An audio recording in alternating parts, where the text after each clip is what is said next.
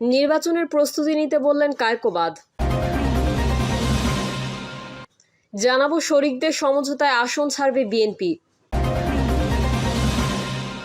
লন্ডনে ইউনূস তারেক বৈঠকের বিষয়ে যেভাবে রাজি হলো বিএনপি। এবং সর্বশেষ জানাবো ভারতে ফের বাড়ছে করোনা সংক্রমণ, পশ্চিমবঙ্গে এতক্ষণ শুনছিলেন সংবাদ শিরোনাম, এবারে বিস্তারিত। তবে তার আগে অনুরোধ থাকবে আমাদের চ্যানেলটি সাবস্ক্রাইব করে বেল আইকনটি ক্লিক করুন। শরিকদের সমঝোতায় আসন ছাড়বে বিএনপি। শরিকদের কিছু কিছু আসন বিএনপি ছেড়ে দেবে এমন প্রশ্নের জবাবে বিএনপির মহাসচিব মির্জা ফখরুল ইসলাম আলমগীর বলেন, এটা সংসদীয় রাজনীতিতে খুবই স্বাভাবিক, এটা ন্যাচারাল, এটা হওয়া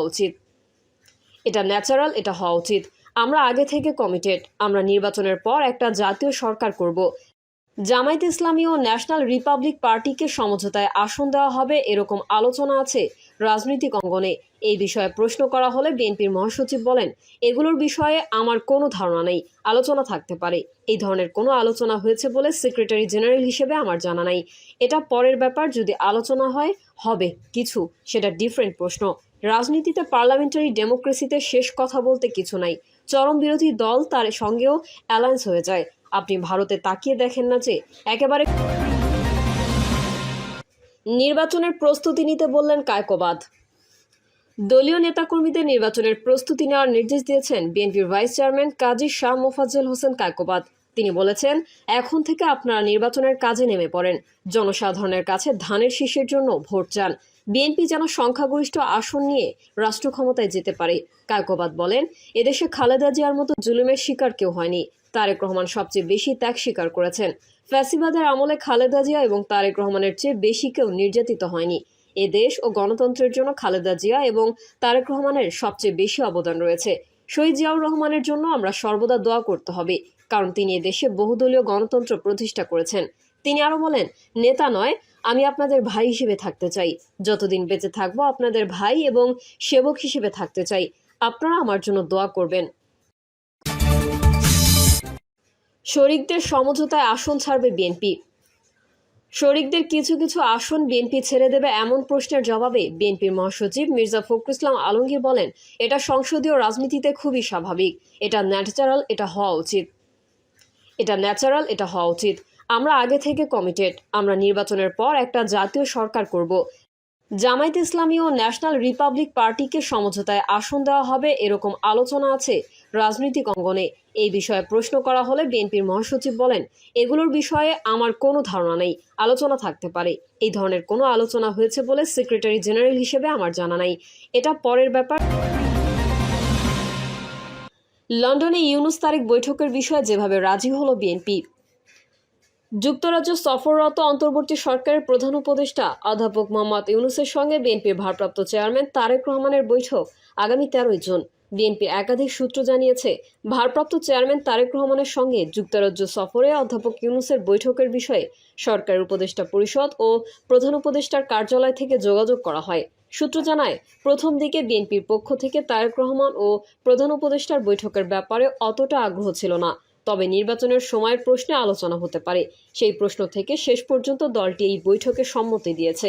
প্রধান উপদেষ্টার যুক্তরাজ্য সফরের ঘোষণা আসার পর থেকেই তারেক রহমানের সঙ্গে বৈঠকের সম্ভাবনা নিয়ে বাংলাদেশের রাজনীতিতে নানা আলোচনা চললেও সোমবার পর্যন্ত এই নিয়ে সরকার কিংবা বিএনপির পক্ষ থেকে খোলাসা করে কিছু বলা হয়নি। তবে ভেতরে ভেতরে যে একটা আলোচনা চলছিল, সেটা আকার ইঙ্গিতে সরকার ও বিএনপির পক্ষ থেকে গত 2 দিনে ইঙ্গিতও মিলেছিল। এসব বিষয় নিয়ে সোমবার রাতে বিএনপির স্থায়ী কমিটির বৈঠক অনুষ্ঠিত হয়। বৈঠকে লন্ডন থেকে ভার্চুয়ালি যুক্ত হন বিএনপির ভারপ্রাপ্ত চেয়ারম্যান তারেক রহমানও। এই বৈঠকে সিদ্ধান্ত চূড়ান্ত হয় প্রধান উপদেষ্টা অধ্যাপক ইউনূসের সঙ্গে তারেক রহমানের বৈঠকের বিষয়টি। বিএনপি জানিয়েছে, আগামী 13 জুন শুক্রবার স্থানীয় সময় সকাল 9টা থেকে 11টা পর্যন্ত লন্ডনের হোটেল ডোরচেস্টারে বৈঠক অনুষ্ঠিত হবে। বিএনপির পক্ষ থেকে দাবি করা হচ্ছে, বৈঠকের বিষয়ে মূল আগ্রহ দেখানো হয়েছে অন্তর্বর্তীকালীন সরকারের পক্ষ থেকেই, যে কারণে সায় দিয়েছে বিএনপি। এ বিষয়ে বিএনপির স্থায়ী কমিটির সদস্য সালাউদ্দিন আহমেদ বলেন, যা কিছুই হোক সৌজন্যতা বজায় রাখতে হবে। আমরা স্ট্যান্ডিং কমিটির বৈঠকে সিদ্ধান্ত নিয়েছি যে ওনার দেখা করা উচিত, দরকার হলে উনি সেই সুযোগে ওনার যা রাজনৈতিক আলাপ সেটা করবেন।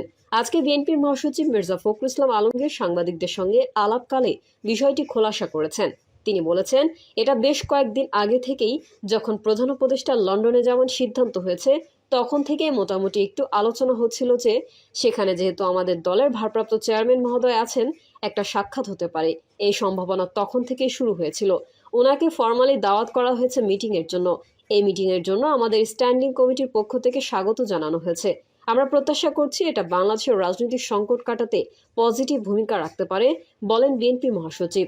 তিনি বলেন, লন্ডনের প্রধান উপদেষ্টার সঙ্গে তারেক রহমানের বৈঠক আগামী দিনের রাজনীতিতে নতুন মাত্রা যোগ করতে পারে। ভারতে ফের বাড়ছে করোনা সংক্রমণ, পশ্চিমবঙ্গে আক্রান্ত 747।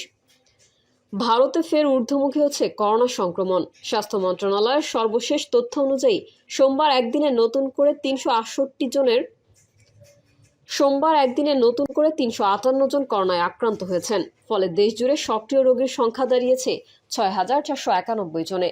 খবর ইন্ডিয়ান এক্সপ্রেসের। সোমবার সন্ধ্যা পর্যন্ত করোনায় মৃত্যু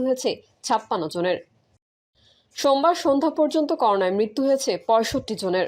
সবচেয়ে বেশি সংক্রমণ দেখা যাচ্ছে কেরালায়, যেখানে বর্তমানে সক্রিয় রোগীর সংখ্যা 1,957 জন। এরপরেই রয়েছে গুজরাট, পশ্চিমবঙ্গ এবং রাজধানী দিল্লি।